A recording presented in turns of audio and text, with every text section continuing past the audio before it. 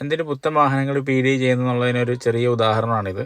അപ്പോൾ ഇത്തരത്തിലുള്ള അശ്രദ്ധമായ അബദ്ധങ്ങൾ സംഭവിച്ചു കൊണ്ടുണ്ടാകുന്ന പ്രശ്നങ്ങൾ നിങ്ങൾക്ക് പ്രശ്നമല്ല എങ്കിൽ നിങ്ങൾ ഒരു പുത്തൻ വാഹനം എടുക്കുന്ന സമയത്ത് ഒന്ന് ജസ്റ്റ് പോയി നോക്കുക. അപ്പോൾ ആ രീതിയിൽ എനിക്ക് വളരെ സാറ്റിസ്ഫൈഡ് ആയിട്ടുള്ളൊരു വാഹനമാണ് ഇപ്പോൾ ഈ കണ്ടുകൊണ്ടിരിക്കുന്നത്. എൻ്റെ ഗൾഫിലുള്ള ഒരു ക്ലയൻറ്റ് പറഞ്ഞിട്ട് ഞാൻ പോയതാണ്. വിച്ചാര വാഹനമാണ്. അന്ന് വാഹനം ഞാൻ ചെക്ക് ചെയ്തത് വളരെ നീറ്റായിട്ടുള്ളൊരു വാഹനമായിരുന്നു. എവിടെയും പെയിൻറ്റ് കറക്ഷൻസോ കാര്യങ്ങളോ ഒന്നും കണ്ടില്ല. അതുപോലെ തന്നെ അടിമുടി നോക്കുകയാണെന്നുണ്ടെങ്കിൽ എല്ലാ കാര്യങ്ങളിലും പെർഫെക്റ്റ് ആണെന്ന് വേണം പറയാൻ പറ്റും. കാരണം 2024 മാനുഫാക്ചറിങ് ടയറായിരുന്നു. അതോടൊപ്പം തന്നെ ടയറിൻ്റെ ലൈൻസ് പോലും മാറ്റം വന്നിട്ടില്ല. ജസ്റ്റ് അവിടുത്തെ യാർഡിൽ തന്നെ അൺലോഡ് ചെയ്ത രീതിയിൽ തന്നെ വണ്ടിയുടെ നീറ്റ്നെസ് ഉണ്ടായിരുന്നു.